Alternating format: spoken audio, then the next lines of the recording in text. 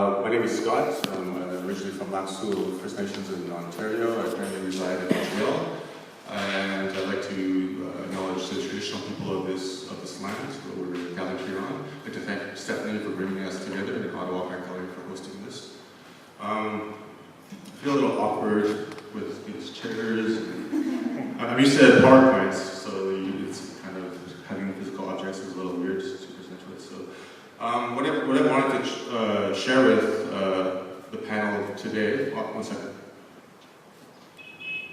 I have a little timer for myself. What I want to share with you today is the flag that was created at a residency in Derry, north of Ireland. It was the product of a 2-month residency in 2010. If you notice the image on the advertisement, that's me in Scotland using the flag as a little bit of an action against the image of the Queen. So I'll just put it up here and have a look at it.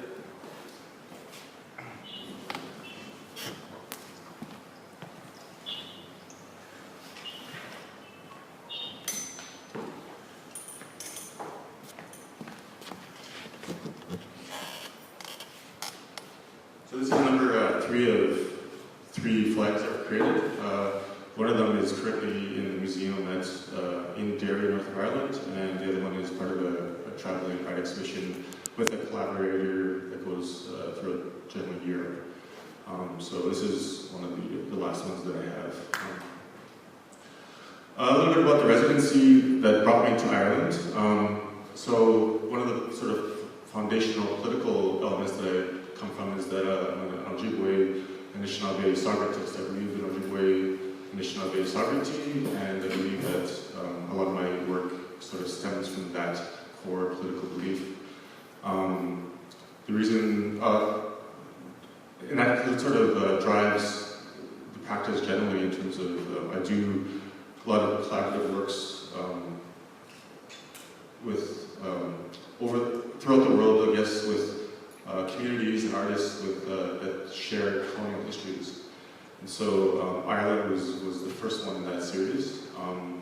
And we went there looking, because it's a very obvious and very direct sort of correlation between what happened with the British colonizing Ireland and the British and Canadian colonization of Indigenous territory in Canada here. So what I wanted to do is go visit and learn and work with and live with communities with these shared colonial histories. And it would be a sharing process, right? It's learning what their history is from being on the ground and sharing our histories. And through that sharing process, learning strategies, things that worked, things that didn't work, and how to combat that sort of ongoing colonial history and its impacts that still impact both communities today. So going over there as an artist and working with artists and community over there was sort of a political act in and of itself. And leaving Canada to actually achieve some of that sovereignty was sort of the motivation. While I was over there, it was very stark in terms of what was happening in the streets at the time. Sort of the political nature of just where you are in Derry, north of Ireland, is that you look at the flagpoles, you look at curbs, you look at the walls, you look at colors and symbols to know exactly what territory you're on there. Like, you can cross into one territory and be in the British Loyalist side, you can cross another curb and be on the national side. And it's very kind of key that you know where you are in sort of the political space that you occupy. Very literally, because it's physically, detrimental if you're not aware of those things. And sort of through all of this, in terms of the overt symbology of the flags and the wording of the murals and the colors of the curves, spawned the idea. I was working with another artist, Kieran O'Doherty, who lives in Derry. We started thinking about the similarities between resistance and the troubles that kicked off at the Bogside in the 70s. Started off with a simple barricade, and so many resistances all over the world start off with simple barricades that grow and spawn into these bigger actions. It's certainly for Indigenous people, and it's certainly for myself because I grew up with Oka happening, and that symbol of the barricade is very powerful in terms of an image in my head. So we started from that idea that we're going to do sort of an art barricade in Derry, sort of as a joint project. Just due to time constraints and the residency was wrapping up, we thought we would do a different project. And in Derry, they always fly solidarity flags along with their own flag. So the Irish tricolour is the socialist flag, usually accompanied by the Basque flag and the Palestinian flag, and other different causes. But we thought that I personally thought that the Anishinaabe should be reflected in that struggle. And the problem was that all over the world, the Mohawk community or warrior flag is used sort of as a pan-Indian symbol of resistance. And as an Anishinaabe man, I was very attuned to the fact that that's not my flag or my symbol, even though I respect what that stood for and what it stands for me personally. But as an Anishinaabe from Northern Ontario, I wanted to create a flag that reflects my personal solidarity and the reasons that I'm going over there, but also as a representative of the Anishinaabe Nation. So we created a flag for this kind of global purpose, and this is the flag that was kind of the product of that, and it's rooted in sort of the relationship with the state, the symbology of the land and the earth and community, and so it was drawing on some very traditional symbology, as well as some contemporary political statements.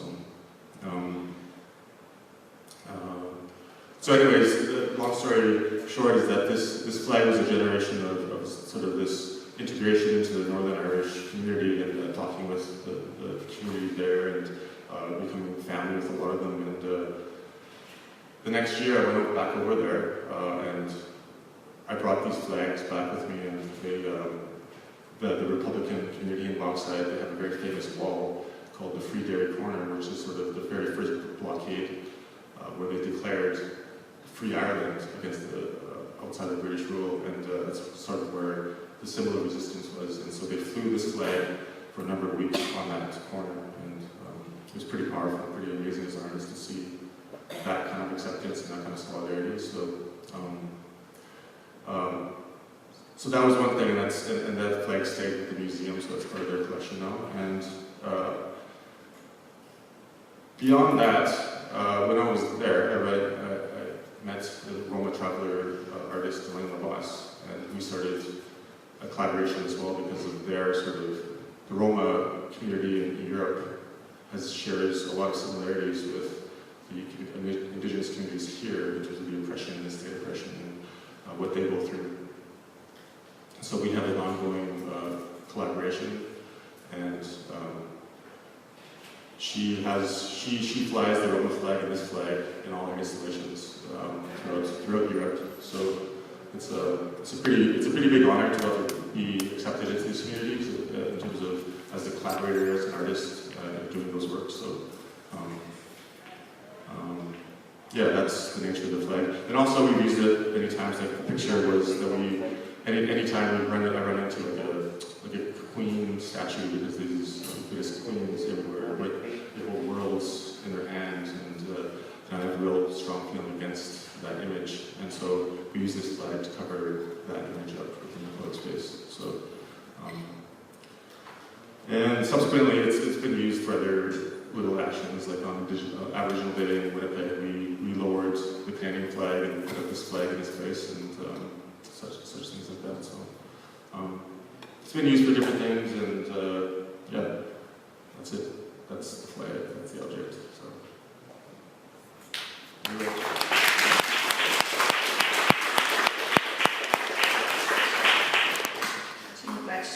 And okay, so now we're on to Adam. Adam Brown is an Ottawa-based artist. I've got to talk about you first. Ottawa-based artist pursuing an MFA in visual arts at the University of Ottawa. Adam's work is informed by his background in mathematics and computer science, which that sounds very interesting. He stages performative and sculptural interventions in public space while engaging in adventures, often self-defeating, encounters, it's also sounding interesting, with his personal environment. His work celebrates process, labor, and the spirit of do-it-yourself culture. His practice seeks to create sites of activation, creativity, participation, and discussion. Brown's thesis exhibition will be displayed at the Ottawa Art Gallery, including his project Friendship Library. And can I just ask, when is that? Right now. Okay. Yeah. So you Where? can, in the Firestone Gallery, around the corner. If you don't know where that is, we can point you after. And also outside in the yard. Okay. And I'll talk a little bit about those projects. So yeah, first of all, I want to thank you, Stephanie and Scott, for recognizing that this is unceded land, stolen land, effectively. And I would say that has a really important implications for my practice, which, you know, a lot of it is about my relationship with the urban landscape, and also my ability to go over the structures and stuff. So, first, I want to talk. These are reeds that I harvested from my backyard in Hull. I live with some friends in a rental house in Old Hull. And when I moved into the house a couple of years ago, the yard was like a hard-packed earth with trash strewn around from the landlady. And so what I did was I just raked it up and sort of broke up the earth and let whatever kind of indigenous plant species manifest there. And by the end of the summer, by the end of August, there were like flowering reeds, 8 feet tall, filling the backyard. So it's this tiny little space like behind the counter here. And there were like easily like 30 or 40 different plant species there. For me, this was a space of kind of incredible beauty and abundance of life, and also a kind of a contemplative space, a space of retreat from the busyness of my house, the busyness of my life, even though it was only feet from a busy thoroughfare.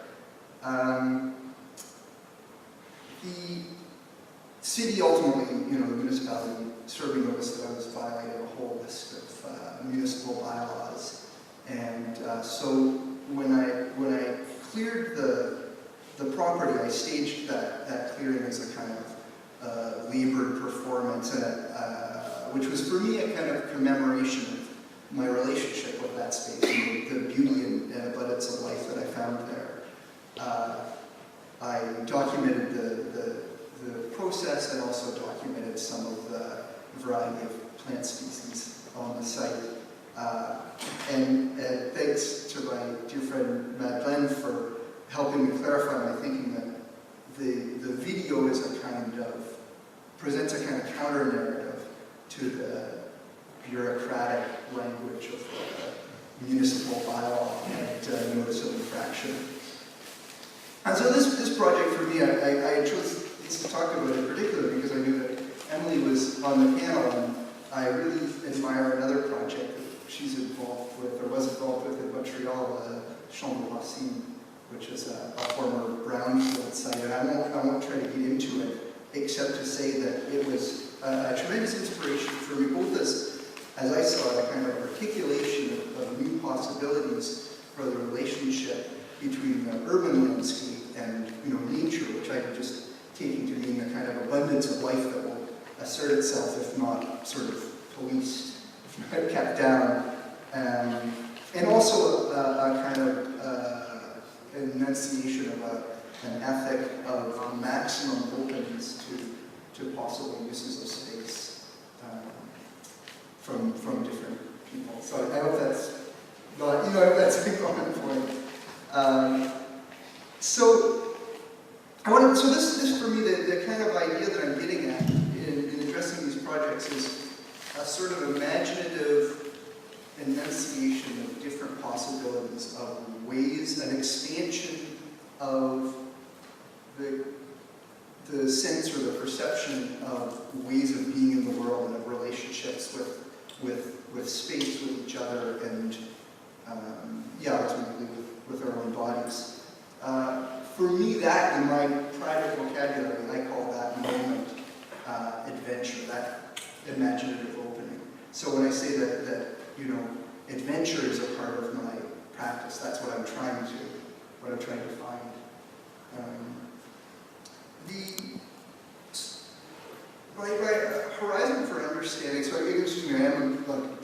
grad student, so I want to talk about a philosopher. I want to talk about Jacques Rancière, from whom I get my understanding of the horizon of sort of politics as such, and of the intrinsically political nature of art. So, first of all, for Rancière, there's an acknowledgement of a kind of expanded definition of politics, where politics is that whole domain of the intersubjective of language, of relationships between people, negotiations of power between individuals and among institutional networks.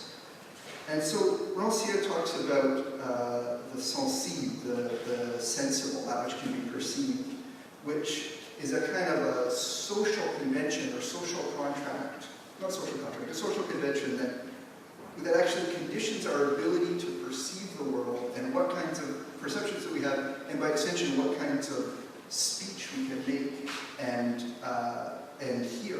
So, the very possibility of expressing certain truths. And so the sensible is this social convention which can limit the ability of the oppressed to literally even speak or to make their voices heard as political speech and not mere noise. And so art, because it operates in the sensible, through the sensible, as Rancière says, the aesthetic is an intertwining of sensations, a twisting together of sensations. Art is both inscribed in the political and also has an opportunity to affect a kind of shift in that governing order of the sensible. Just a quick quote.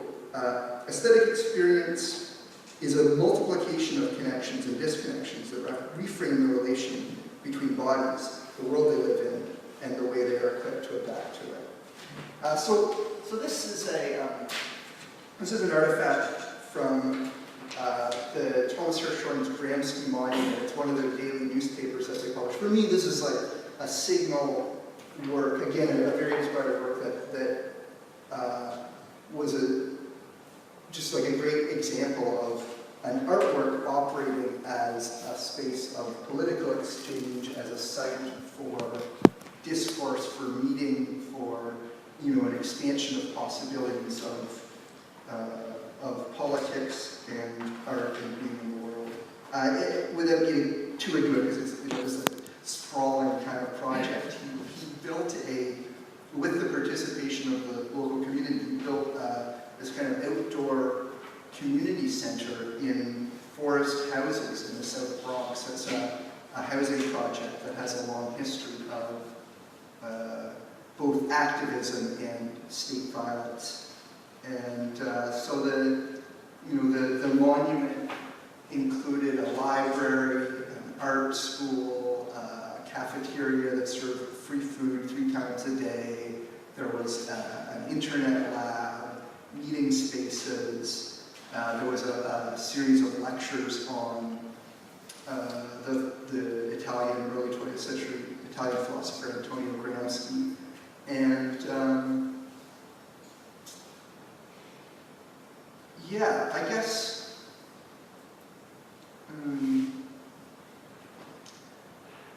that was at least was a kind of a source of inspiration for me moving into my friendship library project. I'll come around the front.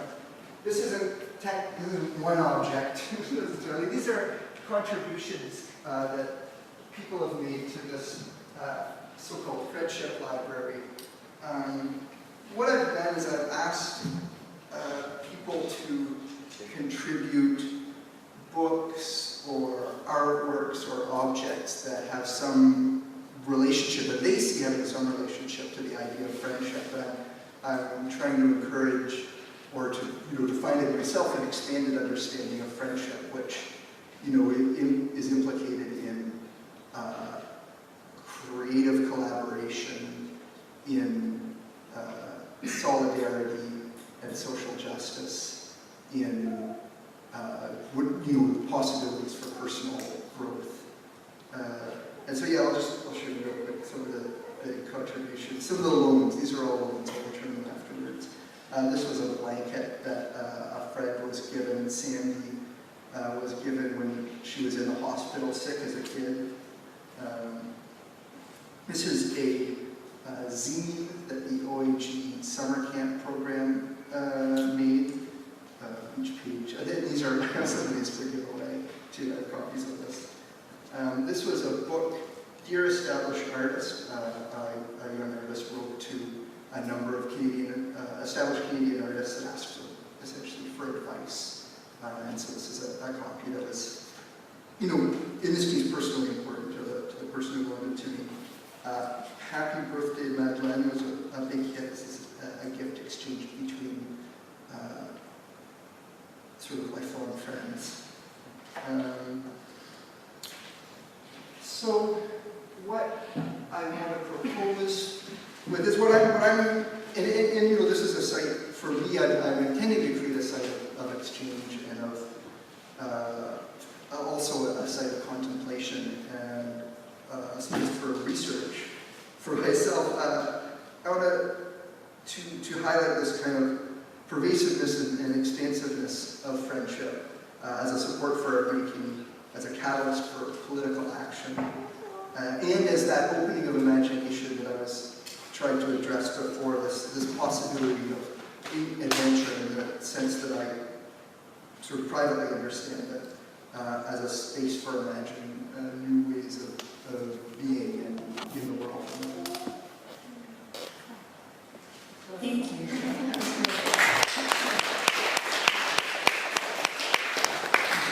All right, so now we're going to go on to Amira Hanafi, who is Skyping, perhaps maybe, Skyping in from Cairo. Do you need to do a test first at all, or should I just read her bio and then? I'm sorry, it's a bit hard for me to hear with the echo. Okay, how is this?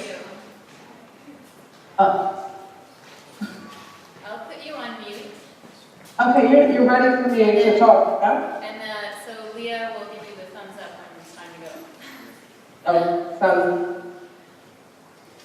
Okay, so I'm going to read her bio. So Amira Hanafi is a Cairo-based writer and artist. She holds an MFA in writing from the School of the Art Institute of Chicago and a BA in political science from Rutgers University.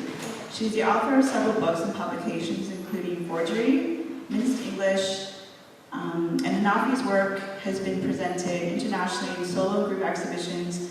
Most recently, Mahdi's walk at Art Dawala, I think is the way you pronounce it, in RGB at Townhouse in Cairo. Her current work, A Dictionary of the Revolution, is a project that seeks to document the Egyptian Revolution in colloquial Egyptian Arabic.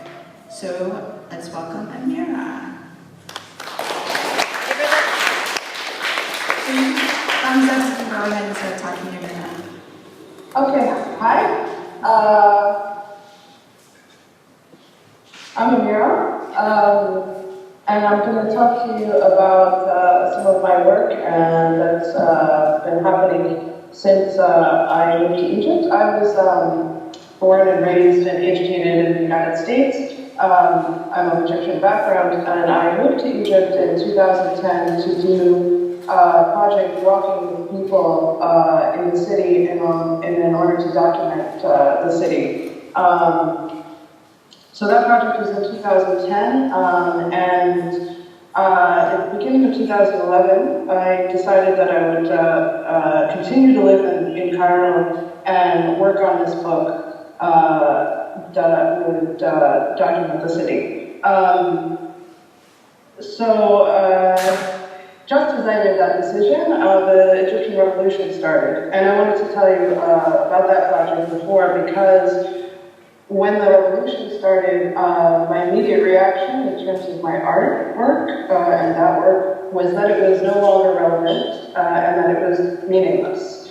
And so I sort of just dropped it. I mean, I tried at some points to go back to it, but the fact was that I couldn't invest my time or effort into it when I felt like there was so much more that was really urgent right in front of me. In fact, what ended up happening for the first couple of years that the revolution was happening in Egypt is that I didn't make any artwork at all. And that was because at the time, I couldn't decide what I could make that wouldn't be, turn out to be propaganda, or it wouldn't make a statement. And I am very wary of making statements with artwork. I want to bring up questions for people and not make statements. So what my time was mostly spent doing was reading the news, reading history, reading theory, and when I was going out of my house, I was participating in street protests, which is where my first object that I brought to show you comes in. This is a gas mask. I have actually a bit of a collection of gas masks here. They're very cheap gas masks, as you can see. They're not designed actually for what they were used for, which was to protect ourselves as protesters against the gas.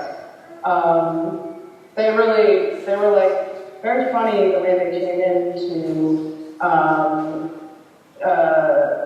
be sold. It was like, at first they were using this expired gas to bomb on the protesters, and that expired gas was actually not super strong, which we didn't know until later when they got a new shipment of gas.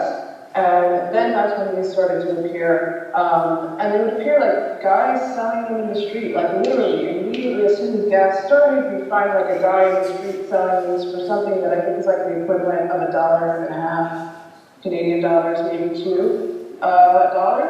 And they last, if you use them in the kind of gas that we were if you use them, they last maybe for a day before they're like sort of useless.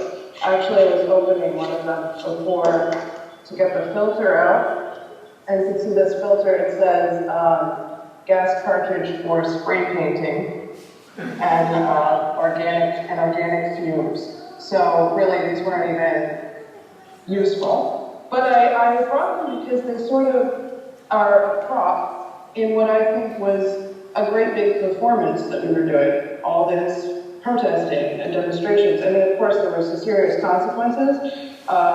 You could die in such a performance, but I think that actually was the artwork that I was making. I think because I said to myself at the time, I'm not making anything, this feels terrible, but I think all that protesting that I was doing, all these demonstrations I was participating in was in fact the artwork that I was making.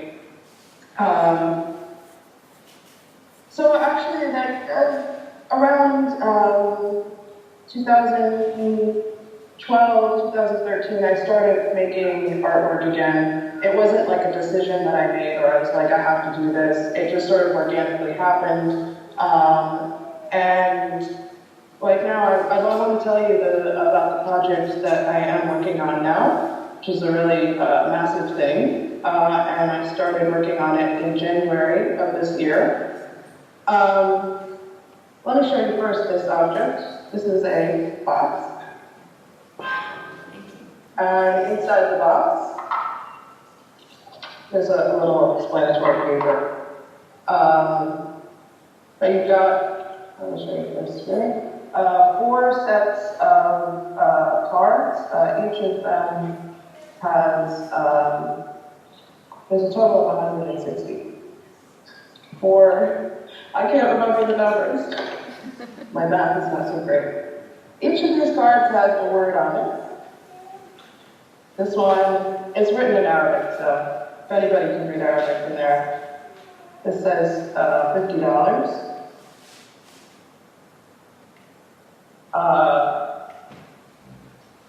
IMF loan, or World Bank loan. Stone, this one. So we've got in here 4 categories of words, all of which are very strongly related to the Egyptian Revolution. When I conceived this project, I meant it to document this conversation that was happening in Egypt. So basically what I'm doing with these cards is I take them and we've been traveling, me and the people that are working with me, around Egypt, asking people to define these words. The central question is, how has this word changed since before 2011 and now? What was its meaning then and what was its meaning now? There's been a lot of change, so it's a way of tracking change. What inspired me to do this project, which will eventually turn into a book, and the text is being published online in Arabic first, and later in an English translation. What inspired me to do it was that there was this conversation happening that had never happened before in Egypt after the revolution. There was a very strong taboo against talking about politics in Egypt because we had been living for decades under a military dictatorship that had a lot of apparatuses in place to stifle any dissent or even really any discussion of political issues. There were like farcical presidential elections and parliamentary elections in which the ruling party would win something like 99% of the vote. So 2011 happened, and it was like an explosion of people talking, talking about all kinds of things that had never been talked about before in public space. You could walk down the street and hear pretty much everyone engaged in political debate, which is, just kind of crazy wherever you are to find that everyone's talking about politics. So I wanted to document this, so I decided, okay, I'm gonna do this project. It's called A Dictionary of the Revolution. I'm gonna define all these words, and that's gonna be a way of documenting this phenomenon of people talking. By the time I got to the point where I was ready to start this project, I thought there had been an accumulation enough that there was something really to document. The conversation stopped, and that's because we had a military coup, and there was a serious suppression of dissent, a massacre of a sit-in of Muslim Brotherhood protesters in which almost 1,000 people were killed in one day, and the media became just super black and white. And like, say for instance, I would get into a taxi at the time, and the taxi driver would ask me, are you with the Brotherhood or are you with Sisi, who was the defense minister, who now is the president of Egypt. It was just, and this conversation stopped. So I was a bit afraid to start doing my project, start asking people to talk about this thing that was now forbidden to talk about again, but I did anyway. And I think that this project now, the way I'm working on it, is sort of transformed from being a purely documentary project to being a kind of activism, because I'm asking people to resume this conversation that they've stopped. And where that conversation was happening in public space for a couple of very refreshing years, now it's gone back into private space if it's happening at all. So what my project is doing is asking people in private, because that's where most of the interviews take place, to talk, to express their viewpoints, and then to bring that conversation back out into public, meaning in print and online. And there's this one word that's inside this box. It's called, it's Hawar. It means a national dialogue.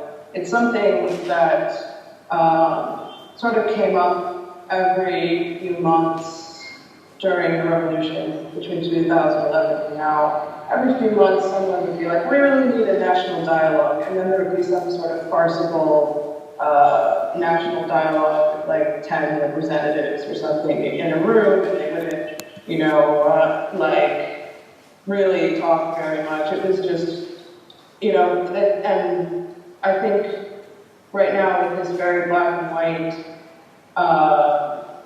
viewpoints that are being represented in the media. Really, there's only one viewpoint being represented in the media, and the other one is the terrorist viewpoint. I think that somehow the book that I will produce from this, which will be laid out in a sort of conversation about all these different topics, is somehow kind of a documentation of this national dialogue that never happened. You know, that's this, if I could get the hundreds of people that I'm interviewing together in one room, they could have this dialogue, but they won't get in that room, and there's not a lot of tolerance for different viewpoints. So if I take all of that and put it together in a book, then maybe that can be a representation of this national dialogue that has never happened. I think that's pretty much all I have to say about my work right now. And maybe, if there are questions, we'll probably address this in the panel discussion.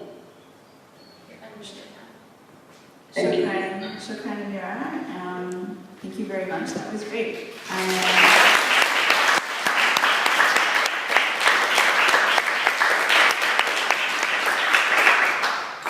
All right, so now on to our final artist. Emily Rose Michaud is a Montreal-based artist and educator working in the intersections of community organization, civic participation, and urban ecology.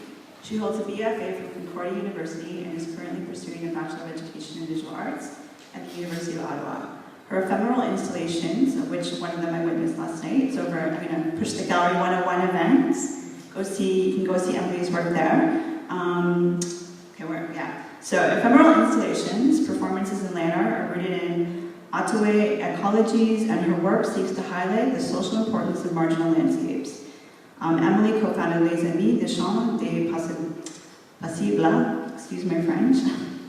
And sorry, it's cut off here, a citizen-run not-for-profit, I'm assuming it's supposed to say, okay. All right, merci, and I'll let you go ahead.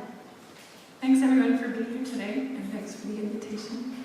I'm just going to start with the garden project in Montreal. I'm going to talk about this piece of land that has basically, starting in 2007, completely transformed my practice. And one of the things that got me working, not just large scale in relationship to the landscape, was just beginning a question, questioning my role as an artist in terms of do I want to be the sole author? Do I want to be the co-author? And I really wanted, for me, the Robrick Garden, which led to Les Amis du Champ des Possibles, which led to the Field of Possibilities in Montreal, was really the beginning of a relationship with something much bigger than me. So my art was formally, I called it an earthwork or a land art project in this field that I began a relationship with. And it was this beautiful, wild, abandoned meadow, this kind of abandoned rail yard that belonged to Canadian Pacific Railway in Montreal, in the Mile End just south of the train tracks near Rosemont Metro. And it had been sitting empty since the 50s. So, heavily contaminated soil. I went there and I thought, okay, I want to work big, and I want to do something that's maybe a more modern version of like Robert Smithson's Spiral Jetty, but I'll do it in a way that's made with people's hands, that's collecting materials on a very human scale. So the minute I started there, I realized, okay, it doesn't make sense to do a spiral here. It makes more sense to actually learn what the city wants to do with this space. And a spiral didn't feel relevant, so I chose the Robrick symbol, and I called it the Robrick Garden. Now, the Robrick symbol has been used in a lot of my other works, and it's a big, like, une anneau extérieur.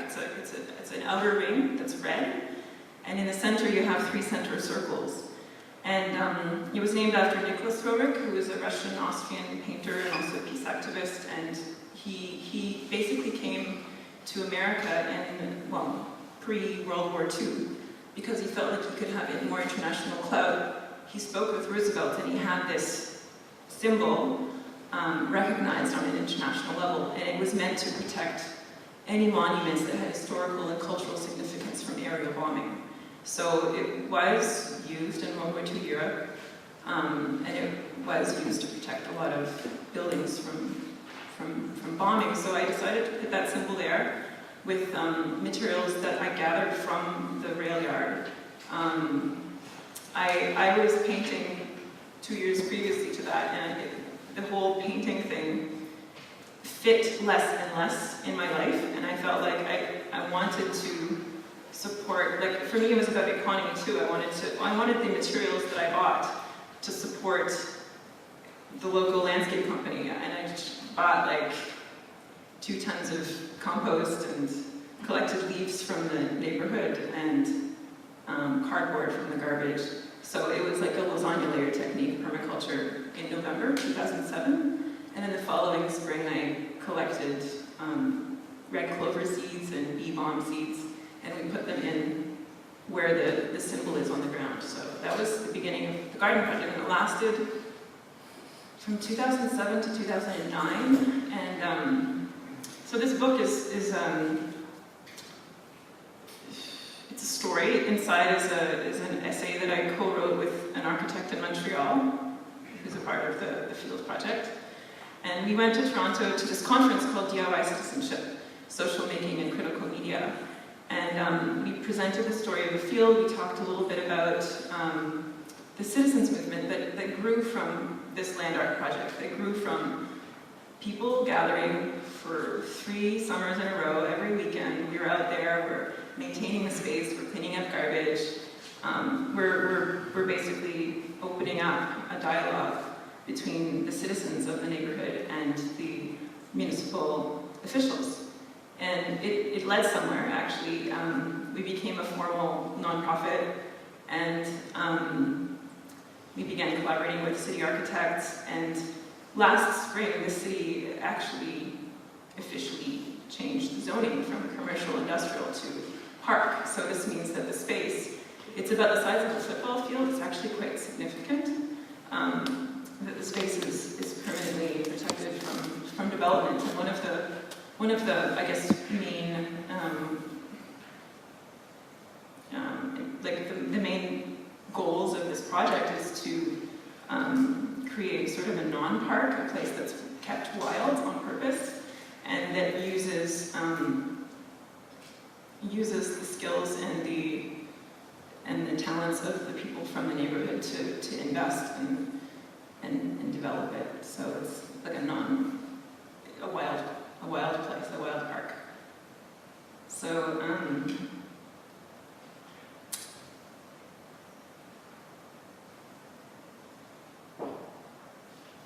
and this goes back to another time I used that symbol. This is an example of a street performance project archive. It was in 2007, and it's a silkscreen project / street performance.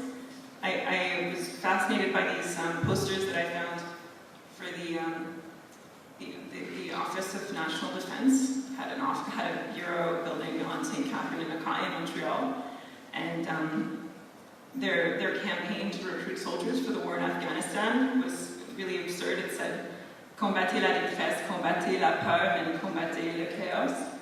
Fight fear, fight distress, and fight chaos. And there was like these army combatants, and like for the Navy and for the ground and for the air. And I was working with sprouts at the time, and I'd been growing these living tapestries with wheat, berries, and burlap. And I was using the root systems to bind to the fabric like living threads. And I grew one, and I grew one in the shape of the Rowick symbol, and I brought it out on the best, most vibrant day of its growth. And I set it up outside in front of the office, and I had these little things. So inside you see, on the back of the dove is the Rowick symbol, don't bomb here, and on the inside there's a pack of seeds, which I use the sunflower seeds, and then there's an image of a sunflower sprout. So going back to the idea of why bother fighting for peace abroad when we actually have lots of issues to deal with in our very own backyards, in our very own cities, in our very own neighborhoods. Like, why not start somewhere very concrete, tangible, local, and affirm your own sense of agency through something that you can begin with your own hands. So that was the essence of that project.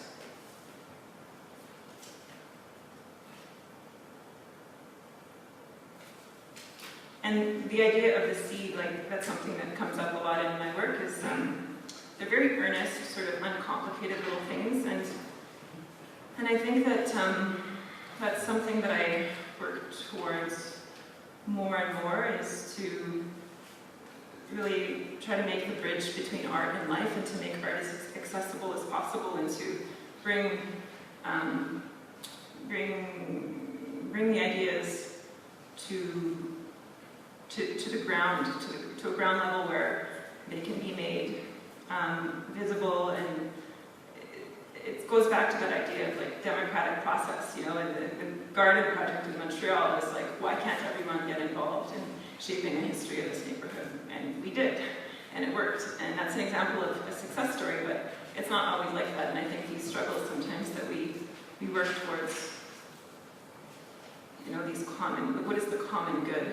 I think the story of the commons is one that's harder and harder to find, but I think it's really important to struggle towards something like, what is the commons? We talk about public space, we talk about private space. What is commons anymore? We have water, we have land, but they're increasingly harder to find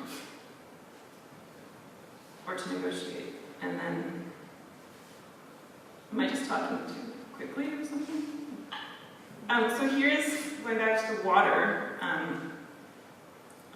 this is a project that I did to name the waters of Quebec. I actually did a street performance as a freshwater mermaid, and I had a whole table of mason jars that featured hand-embroidered labels naming various rivers and lakes and bays across Quebec. And some were filled with rocks and roots and things like that. And so I set myself up on the street in a sort of meant to be a very spontaneous way where people kind of don't expect that to be there, and would offer people samples. And it was interesting to watch people's reactions because, this is James Bite, by the way. Some people were delighted and were kind of enchanted with this idea of drinking water from a strange water creature on the street who just showed up out of nowhere. And some people were like, I'm not drinking Leech Lake, no way.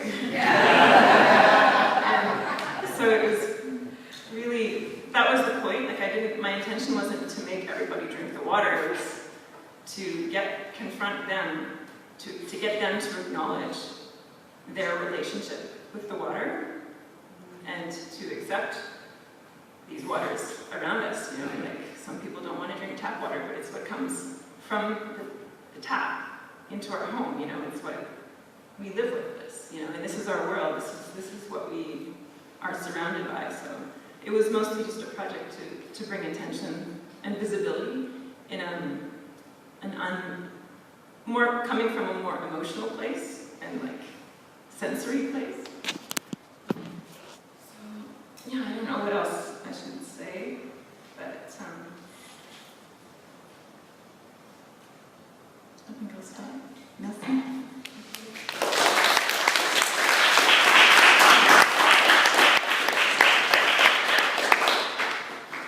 All right, so I want to say miigwech and shukran, merci, thank you to all of our artists. I think they're all doing really thoughtful work, which is always what I love to see.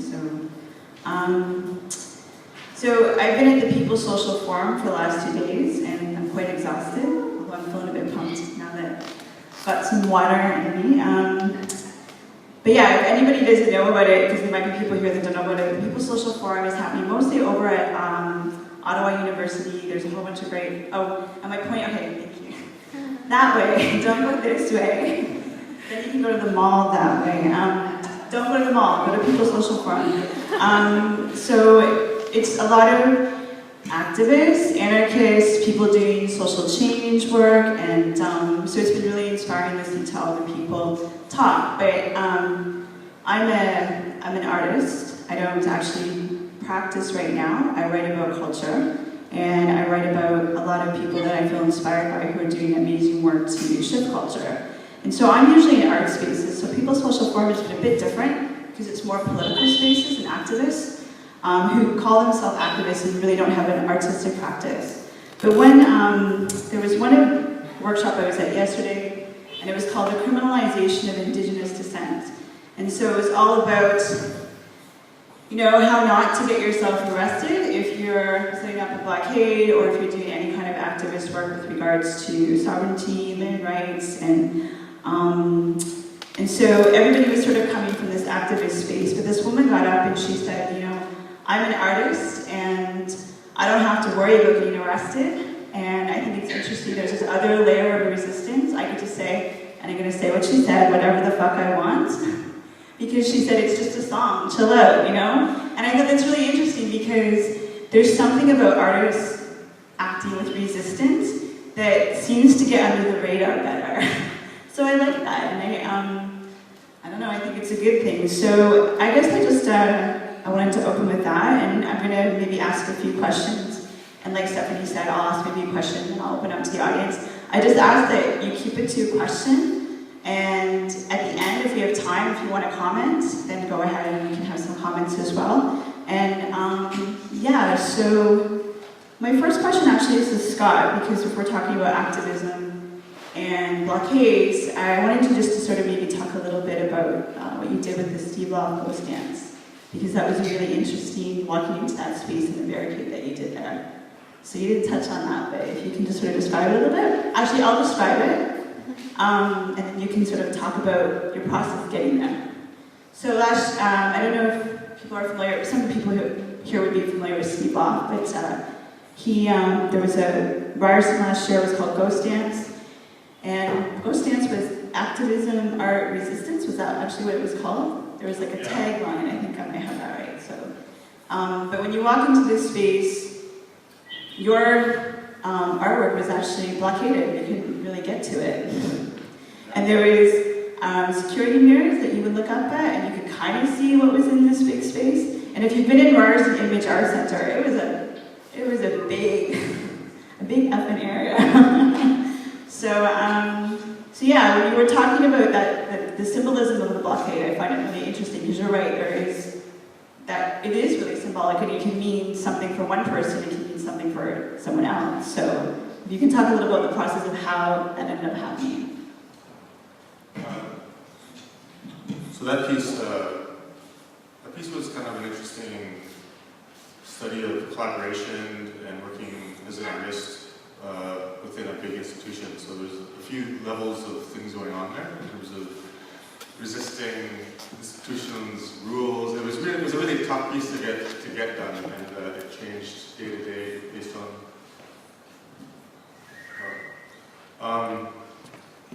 Fundamentally, it was a collaboration with an artist, Theo Sims, who I actually done work with in Ireland and the UK with the Roma Gypsy Travelers.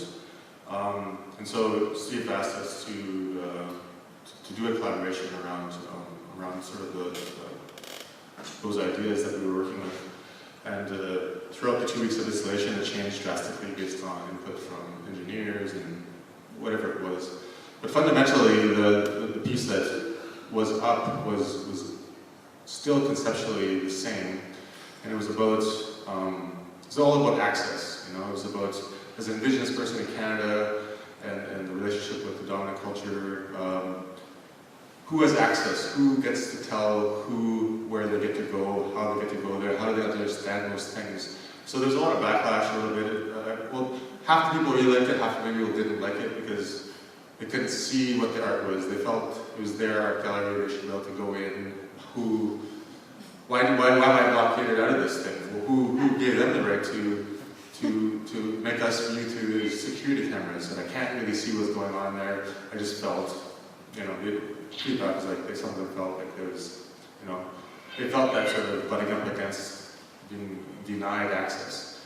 And part of that is, like in terms of Indigenous Canada, we know that feeling very well, denied access, right? Like, and so the question really is like who has the access to the power, to the education, to the legislation, and how does that affect the other people that don't have that power? So peace was ultimately kind of about that perspective of access.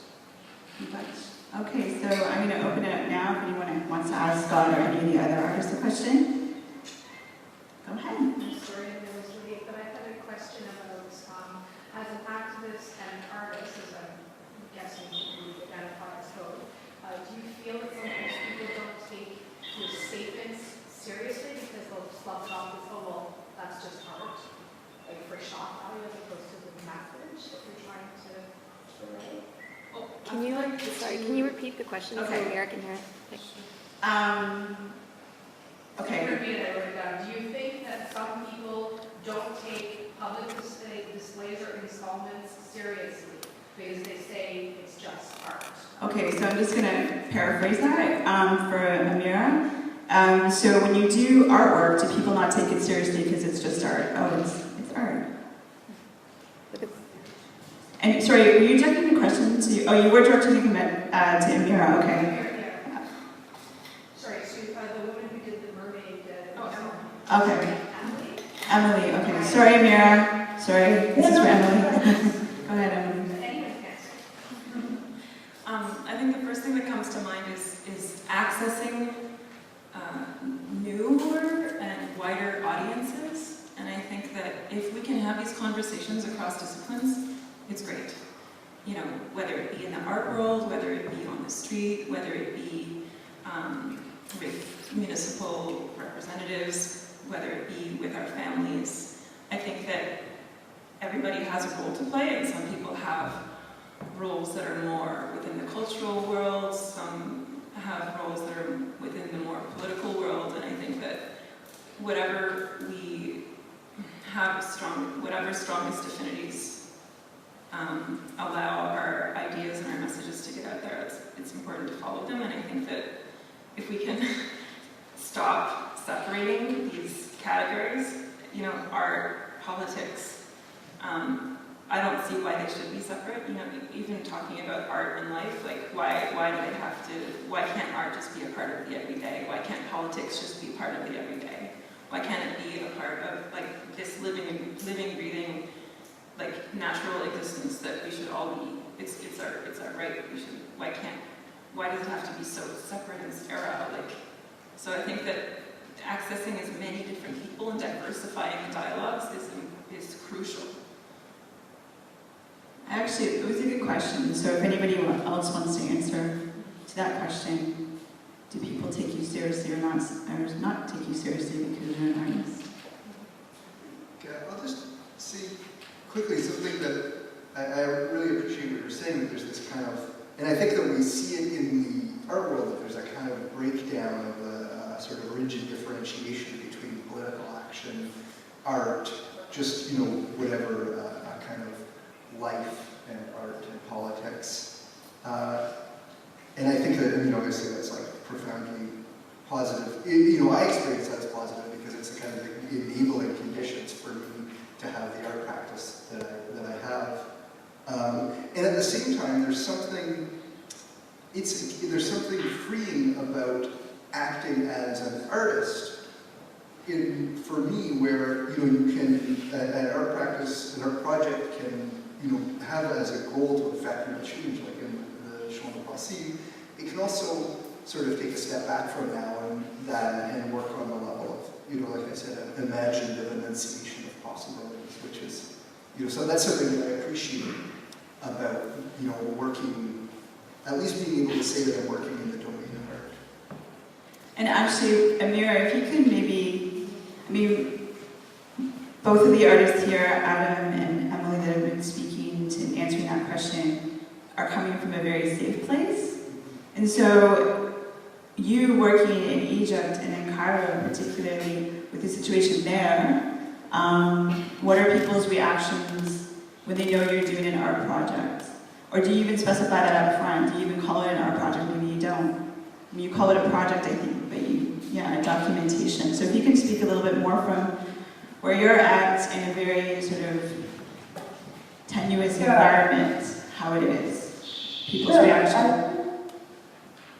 That maybe the first thing that is important to know is that the popular understanding of art in Egypt is not very wide. It may be misunderstood as painting, singing, acting. Those things might be considered art. But the idea that an artist may be socially engaged or doing something that's interactive or conceptual is not really part of common understanding. We have a very severe educational problem in Egypt. So the question then becomes, for me, do I present myself as an artist or do I not? For me, with this project, I usually just tell people I'm writing a book. I've been concerned about my own safety in terms of the state. I haven't felt concerned about my own safety in terms of the people I'm talking to. And I'm surprised actually at how many people are very willing to talk, willing to share their names with me. I'm not sure if I'm answering the question exactly. Well, you're giving insight actually to culturally how people think of art, so I mean that's one thing. So I think it says a lot that you actually introduce yourself as saying I'm writing a book. Because here, maybe, but even here though, people still, I think performance art, when you're going out into the community, is still seen as a little odd. People are curious with and accepting of artists. But yeah, continue on. If you want to continue on, if you have anything else to say, Mira, to that? I can't hear you very well, sorry. Do you have anything else to say to that? I think you answered the question with regards to how it is, the way it's perceived culturally, you as an artist. Can you hear me now? Can you repeat the question to me away from the microphone, perhaps? Can you hear me? That's a bit better. Okay. The question was, so how people respond when it's an art project, they take it seriously, or less like politically engaged, or less, if they take you serious because it's an artist project. Can I frame the question so Sure. in context? Can you hear me, Amira? Yes? Okay. Andy Warhol, Campbell's soup, toilet seat hanging on the ceiling. Oh, it's just art. That's the response. He broke shattered some norms, but he also created this belief that art is just there for shock value, and it's not actually got any substance to it. So it's a double-edged sword. Do you find you reach that problem as an activist artist? In the Egyptian context, no, not at all. I do not find that people see it as just art. I think people are aware of the possibility of art being both powerful and dangerous and provocative in a way that's not empty, in the way that you're describing at all. No, I don't think so. I think it's very different context, and we don't have that history. Also, Andy Warhol is not really a significant figure in Egyptian art history. Shukran. Okay, so I'm going to go on to another question, Alistair, if you want to go ahead.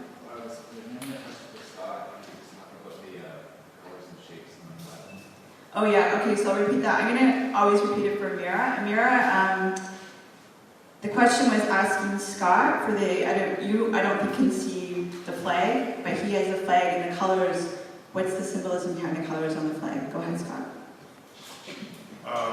So it's kind of rooted in a little bit about the treaty relationship, the treaty relationship with Canada, but also our relationship as Anishinaabe nations with the land and in each other. So it's the sky and the ground for the backdrop. It's the two main sort of driving forces between relationship with the within the community. And then the 8-point star is sort of a traditional symbol used in sweat lodges and ceremonial structures to talk about the idea of infinity, so the never-ending sort of relationships. And then the circle is sort of like the protective sphere of community, and the red color is used as a ceremony of protection. So, and that's all sort of been couched in the land and sky environment. So, just a note about that is that the Roma flag, if you Google that, it looks remarkably similar.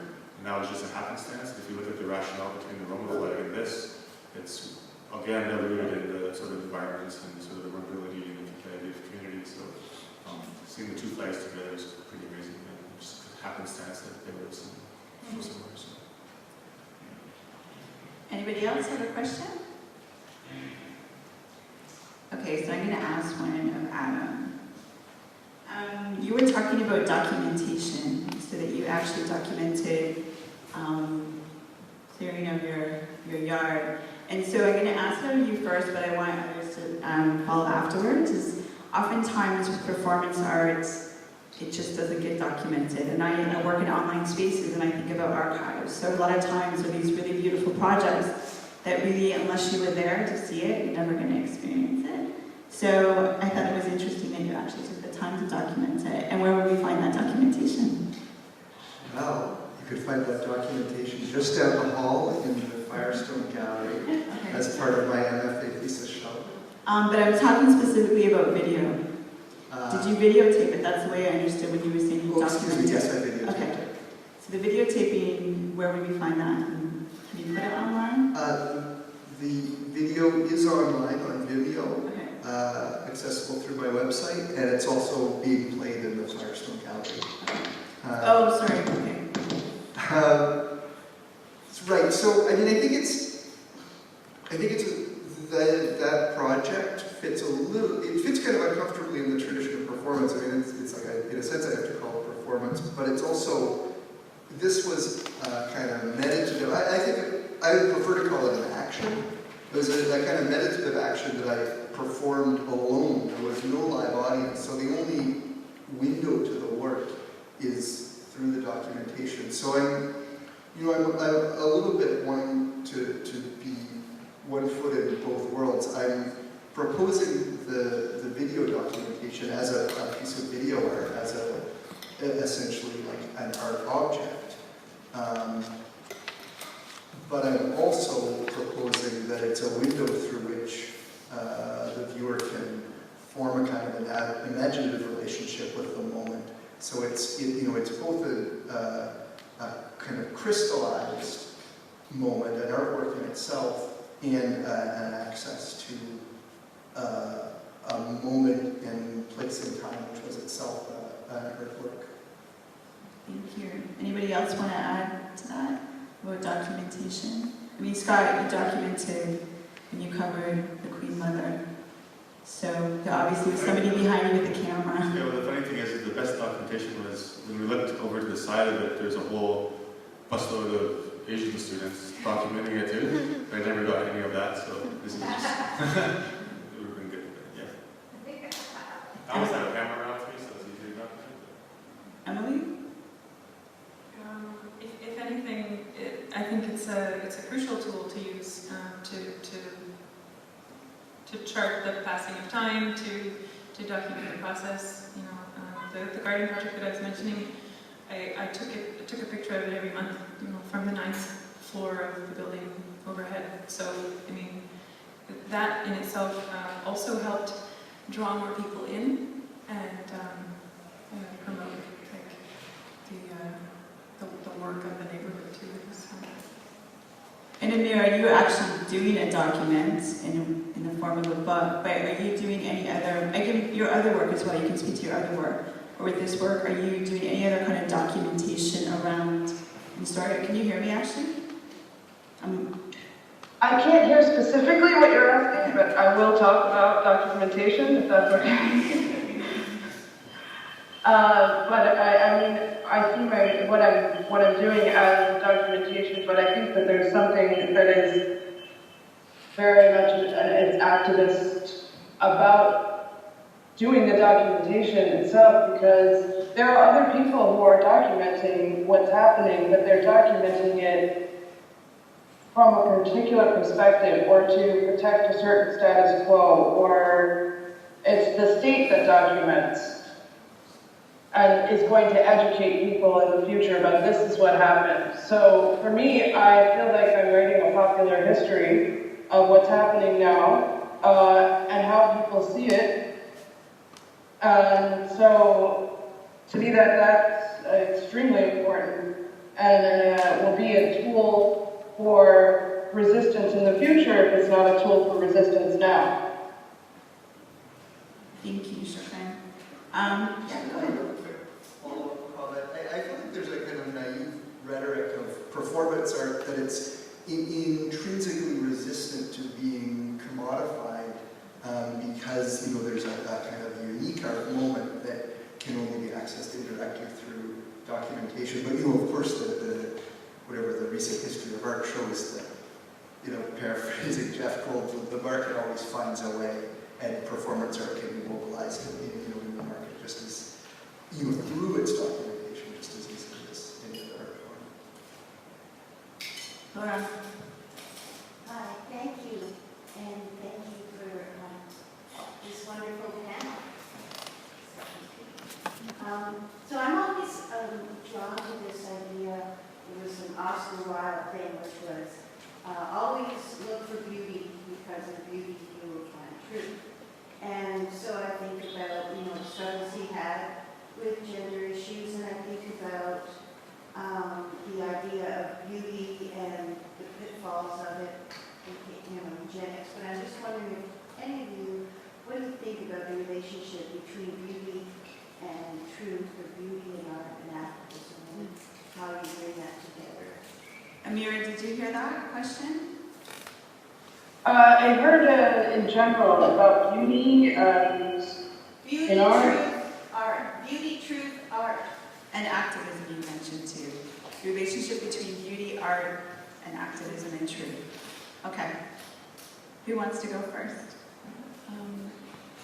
I have something I could say Okay. about that. I think that beauty can be a really amazing tool. I don't think it should be a goal, but I think that beauty is something that can draw people in. It can get them to come closer, and that's what it can be used for. And that's why I wouldn't avoid beauty necessarily. Or what I mean by beauty in that context is like that it's aesthetically pleasing, whatever object that someone might be drawn to it, and then that the thing does something else other than that once the person's in contact with it. Anyone else want to add to that? Yeah, like what Amira was saying about how it's not a goal in and of itself. It's a vehicle to get to the goal. Like I feel like truth and beauty could be used to uplift others towards a common good, towards something that is, that's got a bit more of a horizon, So definitely a tool. And I think it's important they can be used as tools to move people to action, or to move people to reflection. Anybody else have a question out there? Come on. I know there's somewhere. Hands. Okay, so... Wait, Oh, I actually have a question. I knew it. So you opened with this comment from the lecture you were in about, I'm not going to be arrested as an artist, or I don't feel, it's just a song. So I wondered if any of the panelists, maybe Amira in particular, or I know you had an infraction from Hull. So could you talk about moments where you did get in trouble for making your art, or where you did feel like threatened? Did you hear the question, Amira? No, it totally cut out, actually. Okay, so the question was, have you ever been close to being arrested for art, or had problems where you might have been arrested? And so it's just put out to everyone, because I made a comment at the beginning of how, you know, people at this one workshop I was at was saying as activists, sometimes they are getting arrested, and, you know, what are the strategies not to get arrested? But this one woman got up and said as an artist, she feels that she has more chances to say stuff without people, you know, seeing it as a political act. They see, oh, it's, you know, it's art, so it's somehow okay. She doesn't fall into the category of dangerous activist because she's an artist. So yeah, if you wanted to comment to that, if you had any problems.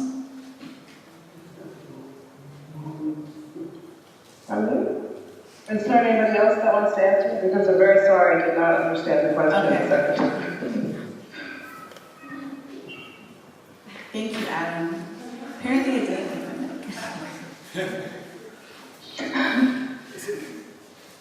I think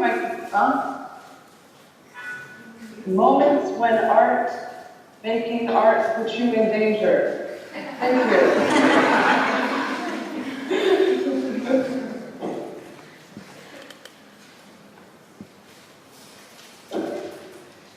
I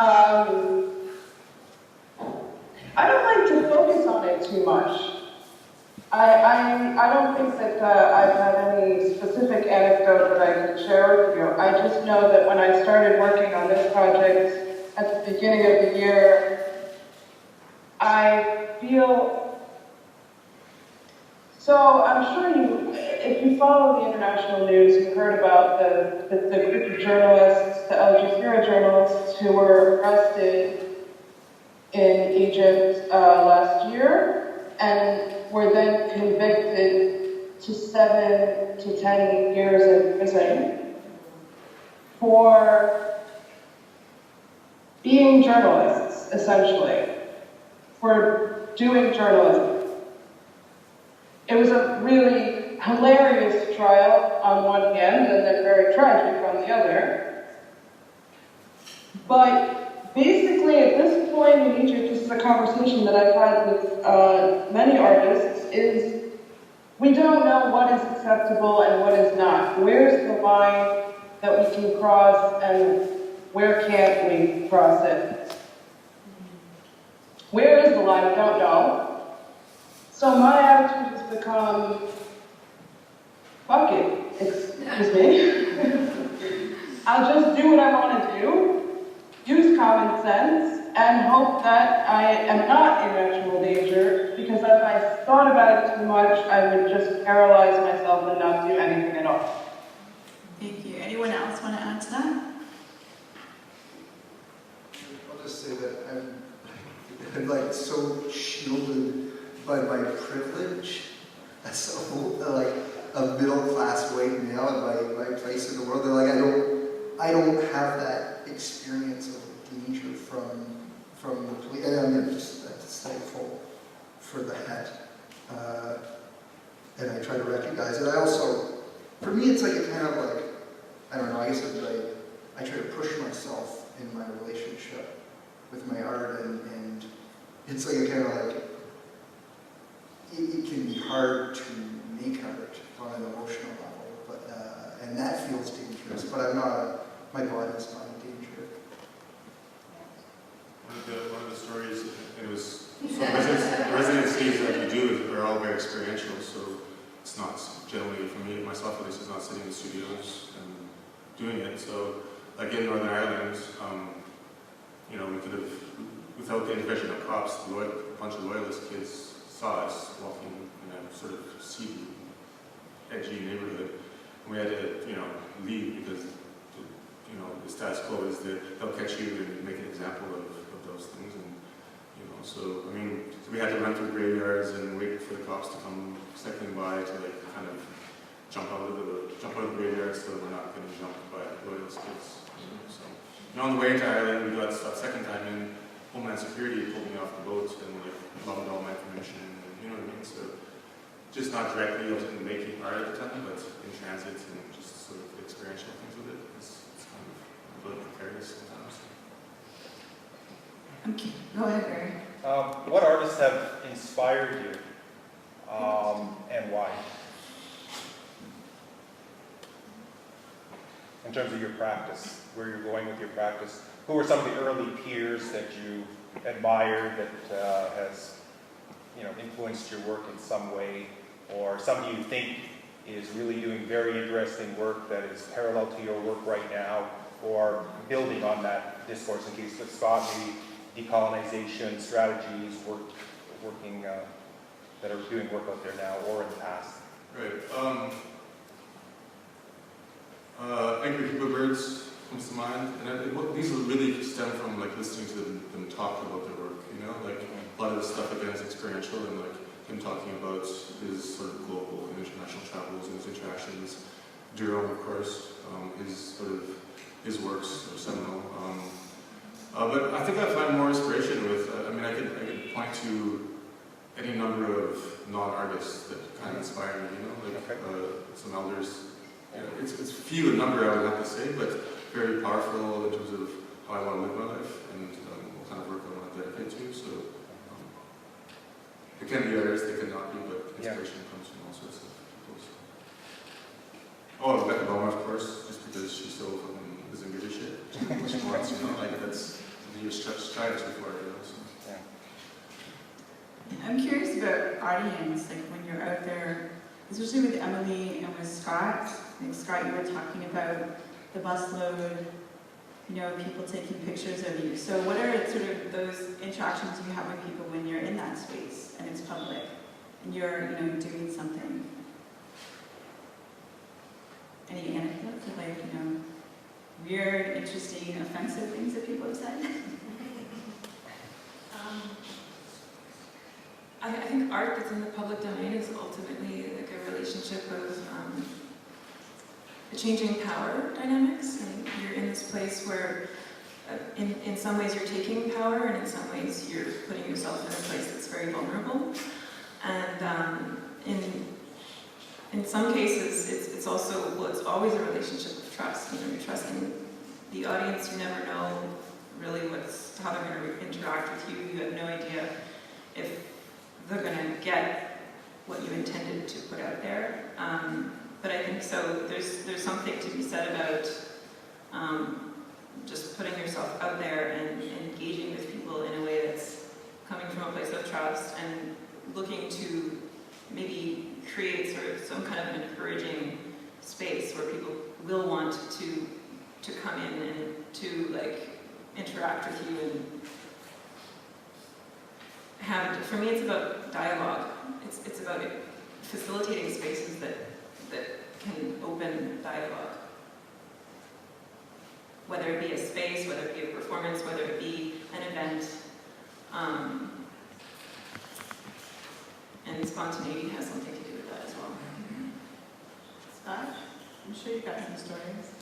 Well, in terms of offensive stories, being in Australia and the UK and Ireland, it's full of offense.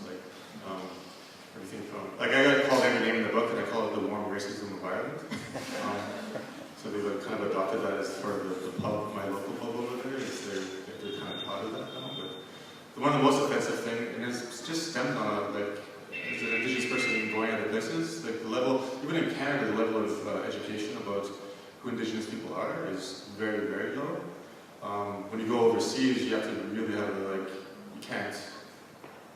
To get anywhere, you have to have a certain level of, okay, now I'm in Australia, in Western Australia, so this 90-year-old woman who's calling me in-bed Eskimo really doesn't know anything different about that. And is it going to profit me as an artist to address that? Do I want to spend 3 hours, 5 hours educating somebody like that? No. I rarely want to educate Canadians about that, So there's lots of stories like that, the events. Dealing with monuments again, they were just giggly about it. They just saw somebody walking with the Queen and they kind of liked it. So I don't know. I just remembered a story. Okay, go ahead. Okay, so I'm just trying to be more concrete here. So in terms of a specific example, the Rover Garden project that I had done in Montreal, one of the first season after I had done it, it was the spring after the snow had melted.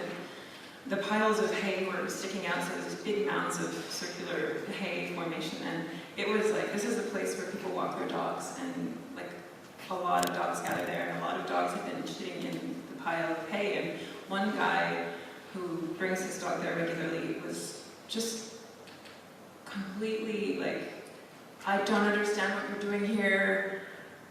If you're going to do activism, do it properly.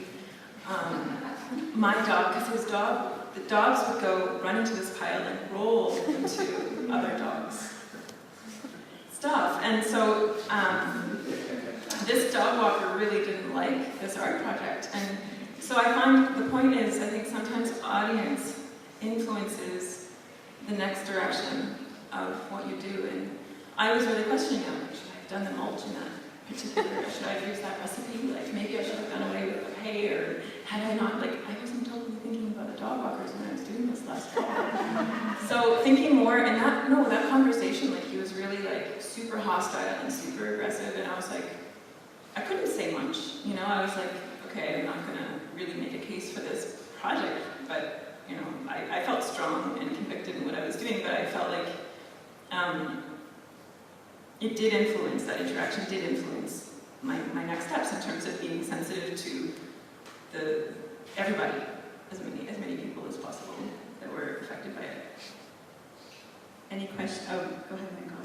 Well, I have a question that's somewhat related to the last comment. I'm going to ask you to just say it really loud so that Mira can hear, because apparently her and I have a miscommunication. I watched a panel discussion recently where an artist said that he did not want to do any public art because of all the interested parties.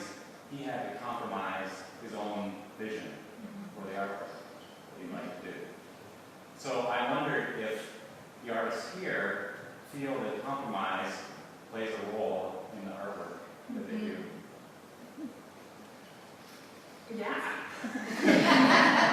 It's about co-authorship. Like, I don't think every artist works that way, but I feel like it's not really about standing on the soapbox anymore and like following through under one single-minded, blinded vision. I think we live in a world that's extremely diverse, and we can't help but be influenced by our world. And that includes our very immediate environment. And that involves our very immediate relations, you know, like we can't pretend that we're separate. Yeah, I for one am totally sick of public art that imposes itself on a community. You know, like statues of basically. I mean, for me, what I'm interested in is exactly that space of dialogue and negotiation and compromise and interaction that can take place with me and between other people.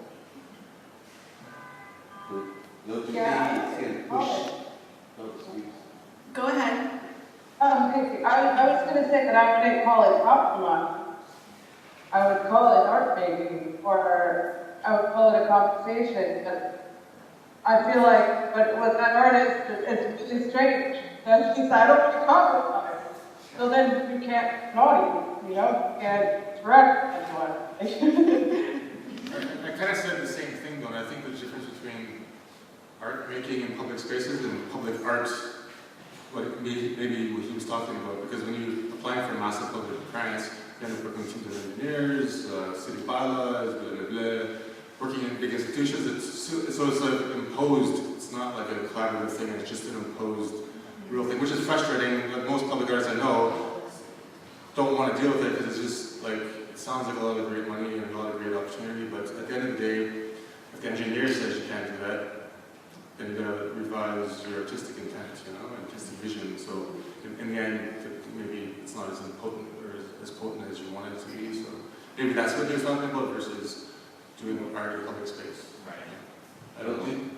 Don't you think that the compromise can push the artist to be more aggressive?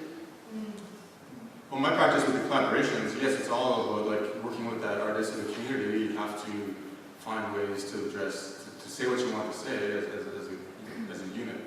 So it doesn't hinder me in my practice. It actually becomes more powerful. It gestates more. It gives more fertile fields for the final art.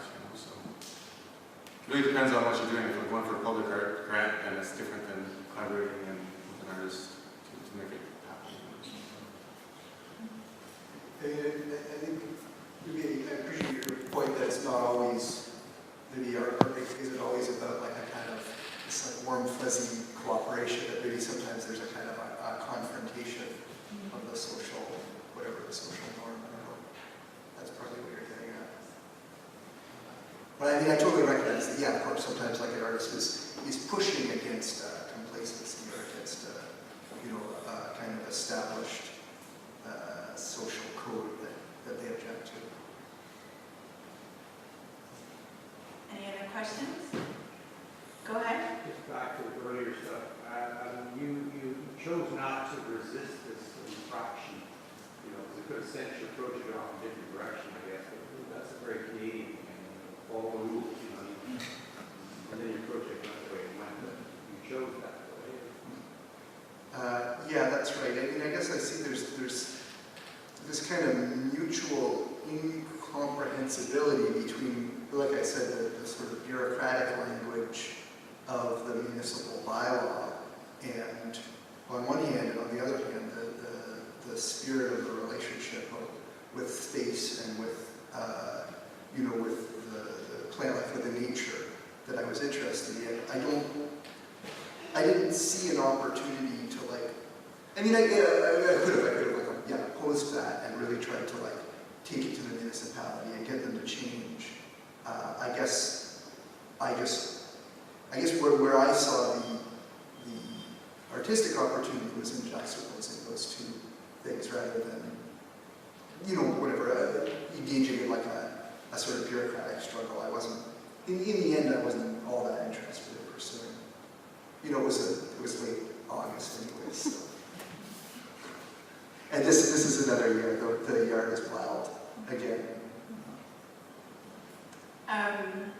If there isn't any more questions, I guess we can start to wrap up. And I just wanted to say one thing. As I listened to each of you talk, it was quite obvious that art is a state of being. And I think even Adam and Emily mentioned that. And I think, Scott, your way of interacting with the world is your art is your state of being and your lifestyle. And Amira as well. So if anybody wants to comment on that, I think my comment to that is it's beautiful. I think I love being an artist, and I think the way that I engage with the world is I can't separate and categorize myself into different things, and I think it's lovely I get to live this life of choosing what I want to interact with and stating my piece about things. So if anybody wants to add to that, to the lifestyle. Super beautiful to go to the bank and see.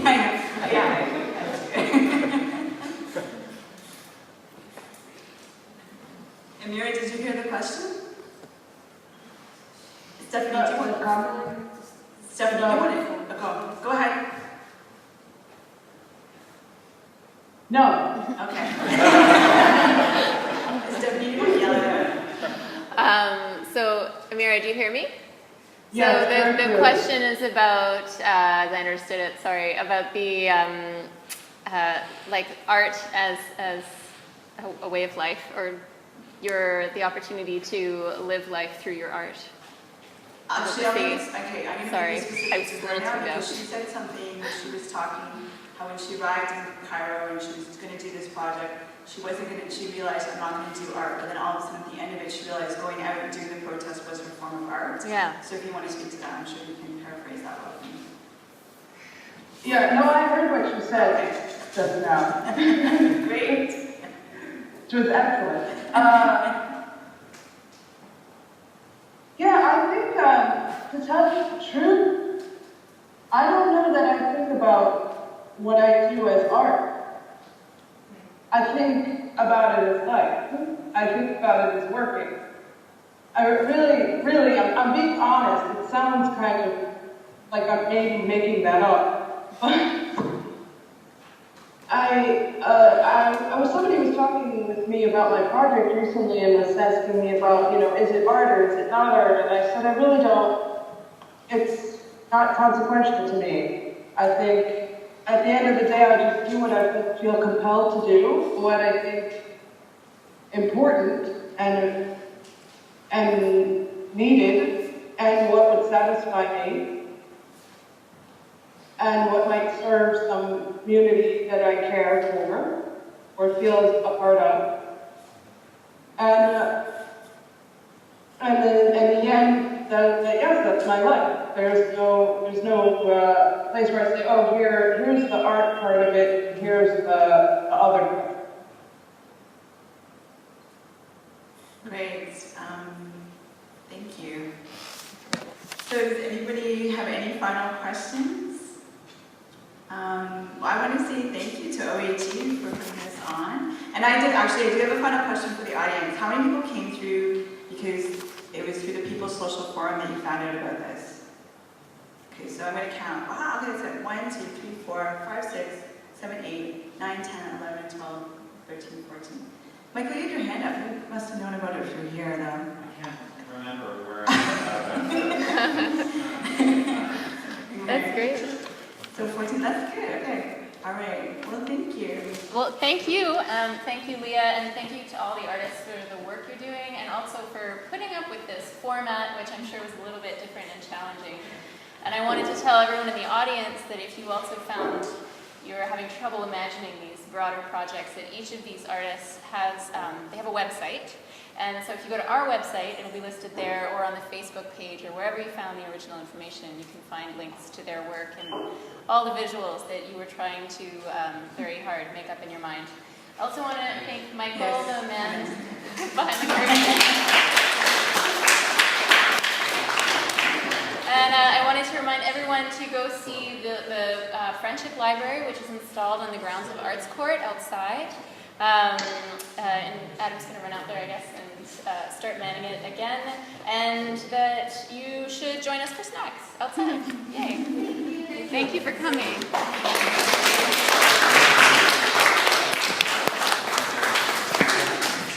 There's also a rally in solidarity with Ferguson this afternoon. Thanks, Martha.